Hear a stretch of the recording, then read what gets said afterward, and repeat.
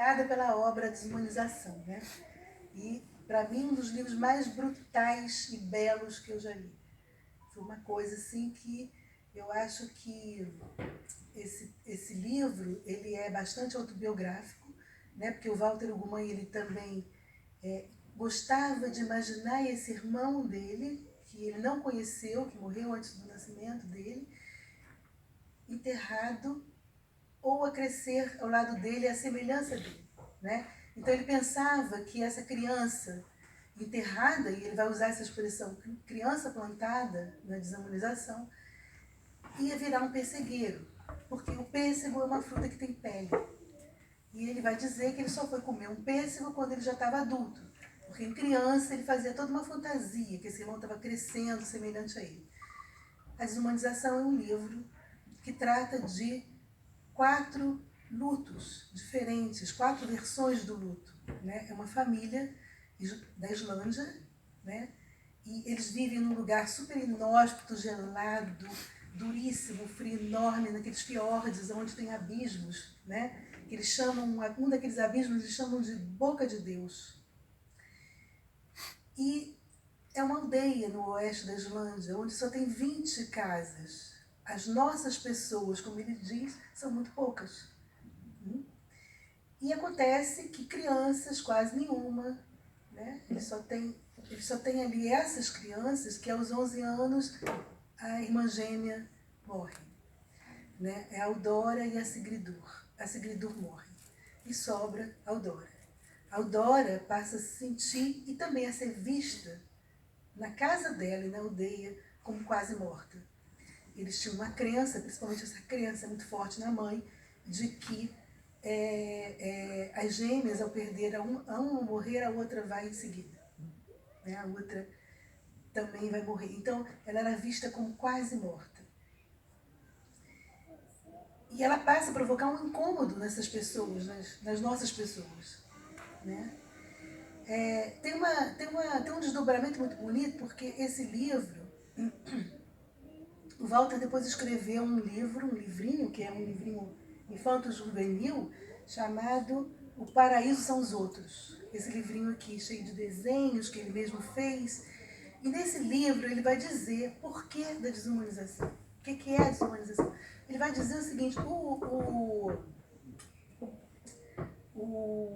ele coloca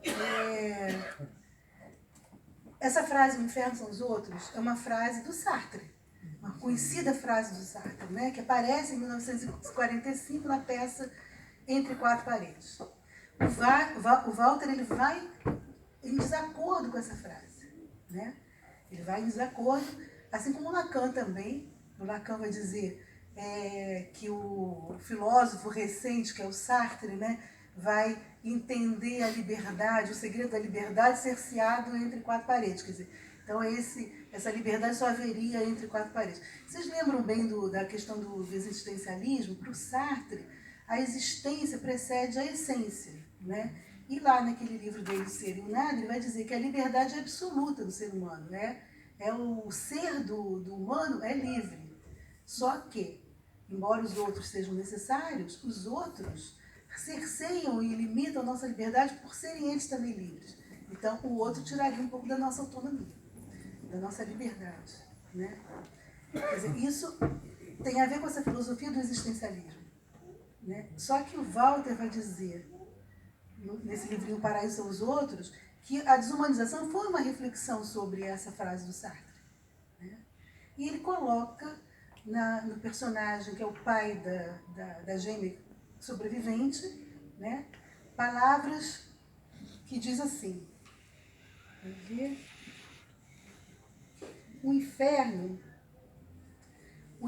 não são os outros, pequena ala, eles são o paraíso, porque um homem sozinho é apenas um animal. A humanidade começa nos que te rodeiam e não exatamente em ti. Ser-se pessoa implica a tua mãe, as nossas pessoas, um desconhecido ou a sua expectativa. Sem ninguém no presente nem no futuro, o indivíduo pensa tão sem razão quanto pensam os peixes. Dura pelo engenho que tiver e perece como um atributo indiferenciado do planeta. perece como uma coisa qualquer. Quer dizer, ele vai dizer, o paraíso são os outros, sem os outros, e esse pai depois vai dizer também para a Eudora, né? Sem o outro não há beleza. Uma lagoa só é bonita se nós podemos partilhá-la. A beleza da lagoa, quer dizer, é sempre na expectativa do encontro com o outro que surge a beleza, né? Então, é preciso o outro, o interlocutor, para que você possa até desfrutar da beleza, né? Então, é preciso você ter o outro, né? Então, o Walter... É aí que eu entendi o título, porque desumanização foi um caminhar daqueles personagens do livro para um isolamento, para uma solidão, né? Então, a gente tem que pensar bastante nisso, né? O quanto o isolamento e a solidão também nos desumaniza, né? Eu acho isso lindo, né? E assim, o luto dessa família é um luto complicado, né? Porque a Eudora, ela é vista assim como a quase morta, ela mesmo se sente quase morta. Ela no início, ela começa a se imaginar ali no lugar da irmã, porque ela vai dizer, ela era o original, eu era a cópia. Então ela se imagina no lugar da irmã. Ela se imagina embaixo da terra. E de tanto imaginar isso, ela ouve os passos da ovelha, ela sente o frio. Ela fica imaginando o que a irmã está sentindo lá debaixo da terra, né? Bem no início ela pensa, essa criança plantada vai virar árvore, ela vai brotar, né?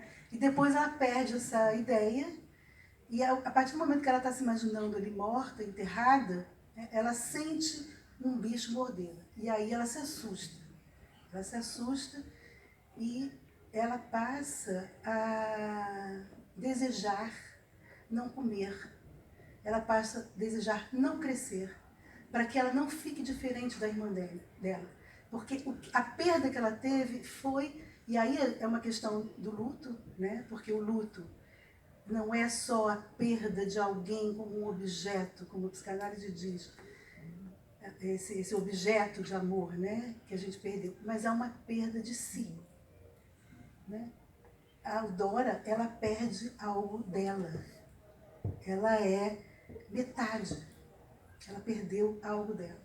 Então, ela diz, eu tenho um oco interior, um vazio. É como se a minha irmã fosse o conteúdo. E agora eu tenho um oco. É muito bonito isso, é lindo, ela narrando essas expressões. O pai é um poeta.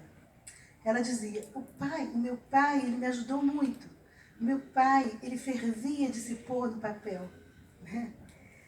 O pai é um poeta, o pai fala essas coisas da beleza para ela, fala essas coisas das pessoas para ela, né? Mas o pai, aos poucos, ele vai perdendo a palavra.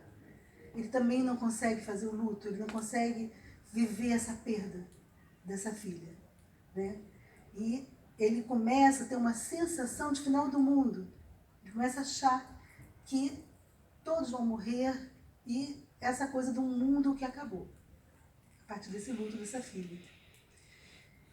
E a partir do momento que ele também amava os livros, e ele vai perdendo os livros, ele vai deixando que os livros se queimem, ele vai perdendo as palavras não dão conta para dizer da dor dele, né? E essa filha vai acompanhando, sentindo-se muito sozinha, mas muito sozinha. A mãe é de uma violência incrível, porque ela vive a morte da filha com ódio. Ela tem um ódio, ela estraçalha as ovelhas, os animais, né? E ela se corta, ela sangra, e ela corta a filha também. Ela bate e corta a filha. Ela chega a envenenar essa filha sobrevivente e cortá-la. Quer dizer, é de uma dureza terrível a relação com essa mãe, né? Quer dizer, essa menina ela foi obrigada a crescer, a deixar essa infância. E ela acaba escolhendo isso, quer dizer, que ela tinha um desejo de ficar com uma criança bonsai, uma criança que não crescesse, que ficasse, né? E ela acaba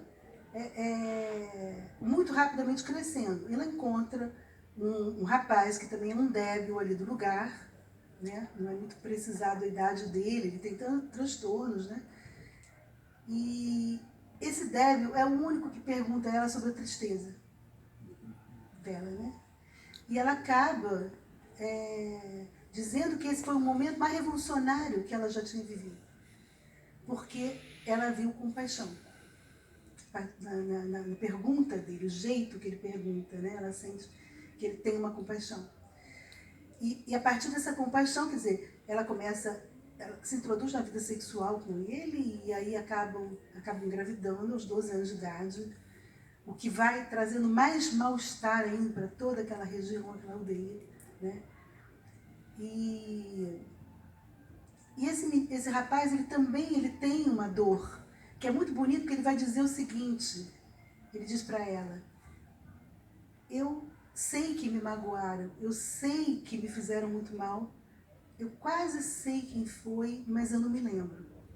Aí ela diz: meu pai, quando ele não sabe alguma coisa, ele escreve poesia. Então a poesia seria o veículo para ele chegar a saber algo sobre ele que ele não sabe, né? E a poesia tem essa função, a função de fazer com que nós entremos em contato conosco e também com os outros, né? Sem contar que o efeito poético também transfigura sentimentos. Então é uma coisa muito bonita. Até o Jacques Lamillard, que é um psicanalista, ele valoriza ele fala um esforço a mais de poesia, né? Porque certos arranjos significantes vão produzindo um efeito, né, poético, e isso é um a mais de significante. Isso vai trazer, né, como Dom Casmurro vai dizer lá na obra do Machado de Assis, que a narrativa trazia para ele a sensação de um gozo novo. Então, você vai trocando ali um gozo, né? Um gozo do sofrimento, um gozo de sentido, de repente por um gozo desse efeito, dessa musicalidade da poesia, né? Porque poesia é isso, é som, é sentido e é som, né? Lacan também vai dizer que é violência e duplo sentido, mas aí eu já não sei bem o que ele quer dizer com essa violência, né? Mas eu acho que talvez seja essa inauguração, né?